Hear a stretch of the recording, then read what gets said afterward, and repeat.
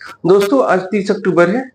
आज के दिन कल जो 29 अक्टूबर के क्वेश्चंस हैं, पॉइंट्स है, उसको भी डिस्कस किया जाएगा। तो आज के वीडियो का जो पहला पॉइंट है, आइए उस पर हम लोग डिस्कस कर लें। देश में निजी क्षेत्र द्वारा निर्मित पहला सैन्य विमान C-295 सितंबर 2026 में वायुसेना को मिलेगा। तो इससे मालूम चलता है, हम लोग को एक क्वेश्चन बनता है कि देश में निजी क्षेत्र द्वारा निर्मित पहला विमान कौन सा है, पहला सैन्य विमान कौन सा है निजी क्षेत्र द्वारा निर्मित सैन्य विमान, यहाँ की पॉइंट है। तो C-295 देश में निजी क्षेत्र द्वारा निर्मित पहला सैन्य विमान है, जो सितंबर 2026 में लगभग 2 साल के बाद भारतीय वायुसेना को प्राप्त होगा।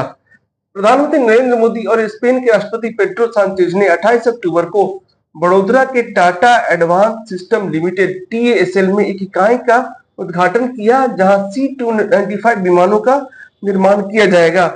तो निजी क्षेत्र के पहला सैन्य विमान C-295 पहला क्वेश्चन हुआ। दूसरा क्वेश्चन, इसका निर्माण कहाँ किया जाएगा, तो बड़ोदरा के Tata advance system limited TASL में। तो इसका उद्घाटन प्रधानमंत्री नरेंद्र मोदी ने किसके साथ किया, तो स्पेन के राष्ट्रपति पेड्रो सांचेज ने, जो अभी भारत दौरे पर आए हुए हैं। अब इस बारे में आगे बात कर लेते हैं।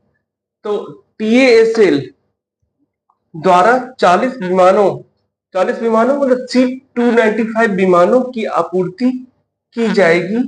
पहला विमान सितंबर 2026 में, जैसा कि हम लोग बात कर चुके हैं कि पहला विमान वायुसेना को सितंबर 2026 में मिलेगा, जबकि आखिरी विमान अगस्त 2031 में मिलेगा। C-295 अनेक गुणों वाला नई पीढ़ी का एक सामरिक विमान है, जो इलेक्ट्रॉनिक वारफेयर सूट से लैस होंगे और ये विमान वायुसेना में HS-748 विमानों का स्थान लेंगे।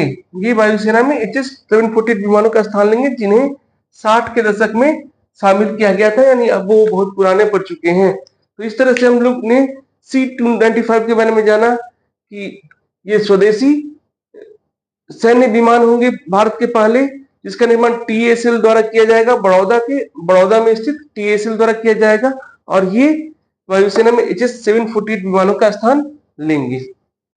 आज का दूसरा क्वेश्चन है, इन्फेंट्री डे यानी पैदल सेना दिवस 2024 कब मनाया गया, तो 27 अक्टूबर 2024 को मनाया गया।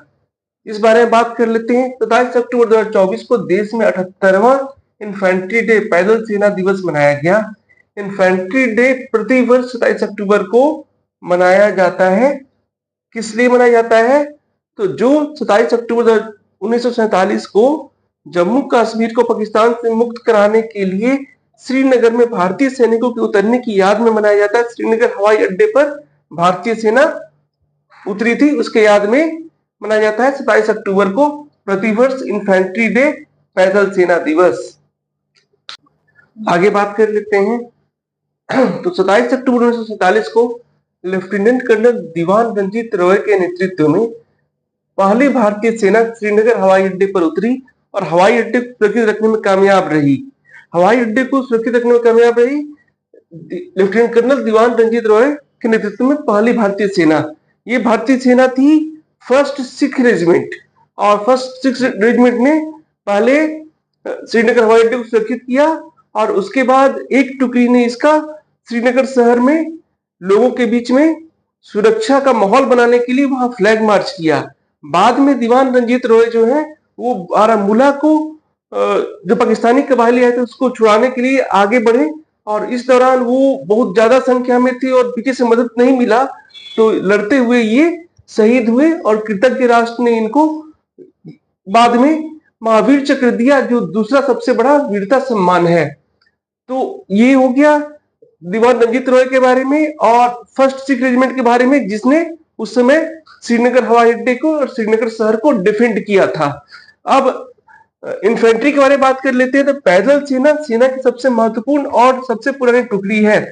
जितना पुराना वार है, जितना पुराना युद्ध का इतिहास है, उतना ही पुराना पैदल सेना का इतिहास है। और कितना भी आधुनिक हो जाए, और कितना भी हम लोग के पास आधुनिक हथियार हो जाए, वायुसेना कितनी भी सक्षम हो जाए, नौसेना कितनी सक्षम हो जाए, लेकिन पैदल सेना का महत्व कभी भी कम नहीं होने वाला है। वही है जबकि कहीं जाके वो अधिकार स्थापित करता है वो पैदल सेना ही है। यह जमीन पर लड़ने के लिए जिम्मेदार है। इन्फेंट्री को क्वीन ऑफ बैटल कहा जाता है। बहुत बार ऐसा देखा जाता है कि वायुसेना जो है वो दुश्मन के इलाके में जाके उसको बहुत ज्यादा डैमेज कर देता है, लगभग खत्म कर देता है, लेकिन पैदल सेना जो है अंतिम प्रहार ठीक से नहीं कर पाता है। इस कारण से युद्ध में निर्णायक बढ़त नहीं हो पाता है। तो ये था इन्फेंट्री डे, 27 अक्टूबर को मनाया जाता है। भारतीय सेना, लेफ्टिनेंट कर्नल दीवान रंजीत रॉय के बारे में और पैदल सेना के बारे में।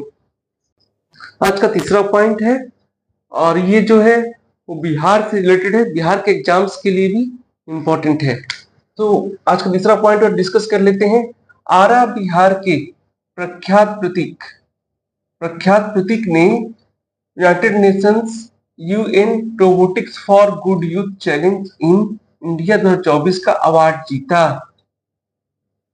उन्हें नई दिल्ली के भारत मंडपम में आयोजित कार्यक्रम में अंतर्राष्ट्रीय टेलीकम्युनिकेशन यूनियन आईटीयू के भारत प्रमुख ने अवार्ड दिया।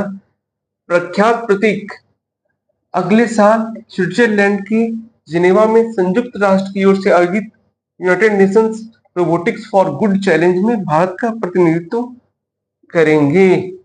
तो इंपॉर्टेंट है कि आरा बिहार के प्रख्यात प्रतीक ने United Nations robotics for good youth challenge in India 2024 का अवार्ड जीता है और वो अगले साल स्विट्जरलैंड में United Nations robotic for good challenge में भारत का प्रतिनिधित्व करेंगे। अब आगे बात कर लेते हैं इस बारे में। UN robotics for good youth challenge in India 2024 में पूरे देश मतलब पूरे भारत के 150 बच्चों ने रजिस्ट्रेशन कराया। इनमें 50 बच्चों का मॉडल चयनित किया, 150 में से 50 को चयनित किया गया और फाइनली इनमें प्रख्यात तथा उनके मित्र प्रवीण तावकले के मॉडल का चयन अवार्ड के लिए किया गया। इस बार का विषय आपदा प्रबंधन था। प्रख्यात ने भूकंप से बचने के लिए मॉडल प्रस्तुत किया था। आज का चौथा क्वेश्चन है, सतर्कता जागरूकता सप्ताह 2024 कब मनाया जा रहा है, मतलब कब से कब तक मनाया जा रहा है सतर्कता जागरूकता सप्ताह 2024? तो 28 अक्टूबर से 3 नवंबर 2024 के बीच में मनाया जा रहा है। सतर्कता जागरूकता सप्ताह भ्रष्टाचार के खिलाफ लड़ाई में केंद्रीय सतर्कता आयोग की सहभागी सतर्कता पहलों में से एक है। सतर्कता जागरूकता सप्ताह भ्रष्टाचार के खिलाफ लड़ाई में केंद्रीय सतर्कता आयोग, ये याद रखिएगा, केंद्रीय सतर्कता आयोग की सहभागी सतर्कता पहलों में से एक है।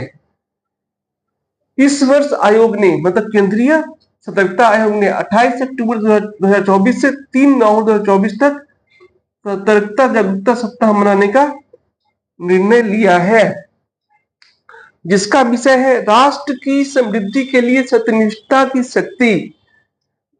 विषय इंपॉर्टेंट है, राष्ट्र की समृद्धि के लिए सत्यनिष्ठा की शक्ति, राष्ट्र की समृद्धि के लिए अखंडता की शक्ति।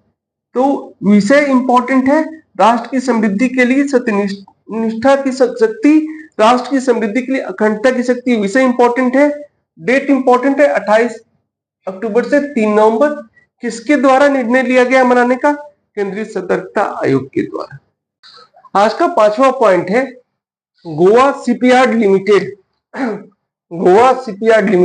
GSL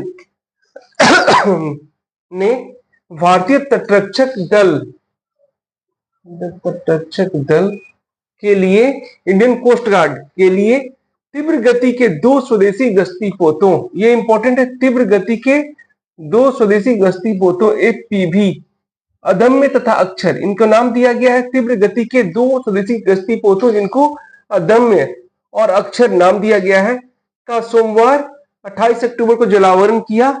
इनका इस्तेमाल अब तटीय परिसंपत्तियों और द्विपक्षीय क्षेत्रों के सुरक्षा एवं निगरानी में किया जाएगा। GSL भारतीय तटरक्षक दल के लिए 8 FPV बेड़े का निर्माण कर रहा है, जिसमें से 2 ये हैं, जो रक्षा उत्पादन में आत्मनिर्भर भारत के दृष्टिकोण को साकार करने में शिपयार्ड की महत्वपूर्ण भूमिका को दर्शाता है। तो यह इंपॉर्टेंट क्या है, तो तीव्र गति के 2 स्वदेशी गश्ती पोतों जिनका नाम, पहले का नाम अदम्य, दूसरे का नाम अक्षर, का निर्माण गोवा शिपयार्ड लिमिटेड द्वारा किया गया, जो भारतीय तटरक्षक दल के लिए बनाए गए हैं। अब अदम्य और अक्षर के बारे में जान लेते हैं।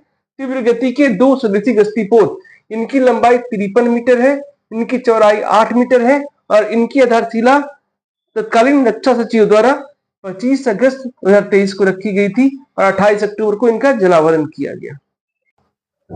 अल्बानिया की तिराना में, आज का छठा क्वेश्चन है, अल्बानिया के तिराना में संपन्न हुए अंडर 23 विश्व कुश्ती चैंपियनशिप में भारत की तरफ से किसने स्वर्ण पदक जीता? तो चिराग चिकारा ने स्वर्ण पदक जीता। तो हरियाणा के चिराग चिकारा अंडर 23 विश्व कुश्ती चैंपियन बनने वाले भारत के तीसरे पहलवान बन गए हैं जिन्होंने अंडर 23 कुश्ती चैंपियन का खिताब जीता। तो उन्होंने फाइनल में किर्गिस्तान के अब्दी मालिक कराचोव को 57 किलोग्राम भार वर्ग में 4-3 से हराया। तो यहाँ 3 पॉइंट इंपॉर्टेंट है कि विश्व कुश्ती चैंपियनशिप कहाँ हुआ? 2024 अल्बानिया के तिराना में। यहाँ पर किसने स्वर्ण पदक जीता? पहले स्थान पर है चिराग चिकारा ने। चिराग चिकारा की उपलब्धि क्या है? तो तीसरे ऐसे भारतीय बन गए जिसने अंडर 23 विश्व कुश्ती चैंपियनशिप का खिताब जीता। विश्व कुश्ती चैंपियन बने अंडर 23 और किस किलोग्राम में, किस भार वर्ग में? 57 किलोग्राम भार वर्ग में। चिराग चिकारा से पहले अमन सहरावत तथा रितिका हुड्डा कुश्ती अंडर 23 चैंपियन रहे हैं। अमन सहरावत के बारे में एक बात है, ये पहले भारतीय पहलवान थे जिन्होंने कुश्ती ये अंडर 23 विश्व कुश्ती चैंपियन का खिताब जीता था और इस साल ये जो पेरिस ओलंपिक हुआ उसमें इन्होंने कांस्य पदक जीता। रितिका हुड्डा एकमात्र महिला है जिन्होंने यह खिताब जीता है और इन्होंने पिछले साल जीता था। इस तरह से अमन सहरावत दूसरे पुरुष खिलाड़ी और ओवल और तीसरे भारतीय खिलाड़ी हैं जिन्होंने विश्व कुश्ती चैंपियन का खिताब जीता है अंडर 23 में। आज का 7वां क्वेश्चन है, राष्ट्रीय आयुर्वेद दिवस कब मनाया जाता है? तो राष्ट्रीय आयुर्वेद दिवस हर साल धनतेरस के दिन मनाया जाता है। तो इस बारे में आगे बात कर लेते हैं। हर साल धनतेरस के दिन राष्ट्रीय आयुर्वेद दिवस मनाया जाता है जिसकी शुरुआत वर्ष 2016 में की गई थी। इस प्रकार दिनांक 29 अक्टूबर 2024 को, यानी कल दिनांक 29 अक्टूबर 2024 को 9वां राष्ट्रीय आयुर्वेद दिवस मनाया गया। इस वर्ष इस दिवस का थीम है वैश्विक स्वास्थ्य के लिए आयुर्वेद नवाचार। ये थीम इंपॉर्टेंट है, वैश्विक स्वास्थ्य के लिए आयुर्वेद नवाचार। 9th आयुर्वेद दिवस मनाया गया 29 अक्टूबर को। हर साल धनतेरस के दिन मनाया जाता है 2016 से। आज का 8वां क्वेश्चन है, पाकिस्तान के किस सीमित ओवर की टीम के मुख्य कोच ने इस्तीफा दे दिया है? पाकिस्तान के किस सीमित ओवर की टीम के मुख्य कोच ने अपने पद से इस्तीफा दे दिया? वो कौन है? तो गैरी क्रस्टन।